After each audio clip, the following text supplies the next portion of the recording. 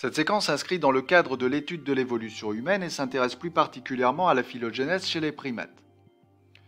La phylogénèse consiste à établir des relations de parenté au sein des êtres vivants et les résultats des phylogénies sont présentés sous la forme de groupes emboîtés ou d'arbres phylogénétiques. On peut se demander comment procéder pour classer l'homme parmi les primates. On se propose de comparer l'homme à d'autres primates sur un certain nombre de critères, des critères morphologiques et anatomiques et des comparaisons moléculaires comme des séquences d'ADN ou de protéines. Commençons par la comparaison d'une matrice de caractères anatomiques. Ce tableau présente les caractéristiques de quelques caractères anatomiques pour l'homme et quelques singes anthropomorphes. Dans ce premier exemple, tous les primates étudiés possèdent les mêmes caractères anatomiques, ce qui permet de les classer tous dans un même groupe. Les principes de la phylogénèse consistent à classer les individus en fonction du nombre de caractères qu'ils partagent. On étend maintenant notre étude à d'autres singes comme le macaque et le toupaï. On constate que tous ne possèdent pas les caractères dans le même état. En effet, on compare ce que l'on appelle des caractères homologues, mais on voit par exemple que la plupart des individus ici possèdent des ongles sur les doigts, sauf un, le toupaï, qui possède des griffes à la place des ongles, ce qui va permettre une discrimination entre deux groupes. On parle de caractères à l'état dérivé et de caractères à l'état ancestral. Voyons dans le détail comment on peut réaliser une phylogénèse, c'est-à-dire établir des groupes de parenté en se fondant sur le partage de caractères anatomiques à l'état dérivé. On constate d'abord que plusieurs caractères à l'état dérivé, nez, narines rapprochées, orbite, pouce opposable et ongles, sont partagés par 6 individus. Bonobo, chimpanzé, gorille, homme, macaque et orang-outan. Il est donc possible de constituer un groupe rassemblant tous ces individus. Mais il faut exclure de ce groupe celui qui possède des griffes et d'autres caractères à l'état ancestral. Il s'agit du toupaï.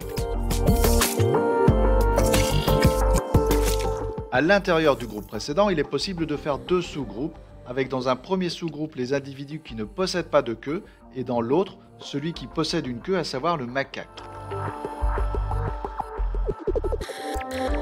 On peut présenter les résultats de cette phylogénèse à l'aide d'un arbre phylogénétique. La première innovation évolutive qui fait apparaître un premier caractère à l'état dérivé est l'apparition d'un nez, de narines rapprochées, d'un pouce opposable, d'ongles et d'orbites fermées. Elle permet de réaliser 2 groupes, d'un côté en bleu le toupaï et de l'autre côté en jaune le groupe des 6 primates qui possèdent les caractères à l'état dérivé. La deuxième nouveauté évolutive qui fait apparaître un second caractère à l'état dérivé est la disparition de la queue, ce qui permet de séparer le macaque des autres singes dits anthropomorphes. On constate qu'à la base de chaque embranchement, on a un ancêtre commun. Réalisons maintenant des comparaisons au niveau moléculaire. Le logiciel Anagène permet de réaliser une comparaison entre les séquences de nucléotides des gènes appartenant à différents primates ou des comparaisons de séquences d'acides aminés de protéines. Dans cet exemple, on compare les séquences d'ADN du gène NAD de quelques primates. Plus le pourcentage d'identité est important, plus le degré de parenté est fort. Il est donc possible de réaliser une première phylogénèse à partir de cette comparaison des gènes NAD. La phylogénèse par rapport à l'homme est la suivante. Le chimpanzé est le plus proche, puis le gorille, le gibbon et l'orang-outan. Dans un deuxième exemple, on compare cette fois-ci des séquences d'acides aminés de protéines de globine. La phylogénèse que l'on obtient par rapport à l'homme n'est plus tout à fait la même. À partir de l'homme, le plus proche est le chimpanzé puis le gorille, mais ensuite il s'agit du gibbon et de l'orang-outan. On constate donc que pour réaliser des phylogénèses précises, il faut multiplier les critères de comparaison. On peut aussi présenter les comparaisons dans une matrice des différences. On réalise toujours ici une comparaison par rapport à l'homme. Chimpanzés et bonobos sont les plus apparentés à l'homme puisque leur hémoglobine ne possède que 6 acides aminés différents par rapport à l'hémoglobine humaine. Il s'agit ensuite du gorille, puis de l'orang-outan et enfin du macaque. Pour terminer, on compare les caryotypes de l'homme et du chimpanzé.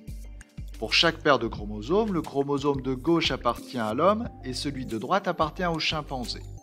On constate une très grande parenté dans leurs caryotypes. En effet, certains chromosomes sont totalement identiques. Le chromosome numéro 2 humain correspond en fait à la soudure de 2 chromosomes du chimpanzé et les autres chromosomes présentent simplement des inversions au sein même du chromosome.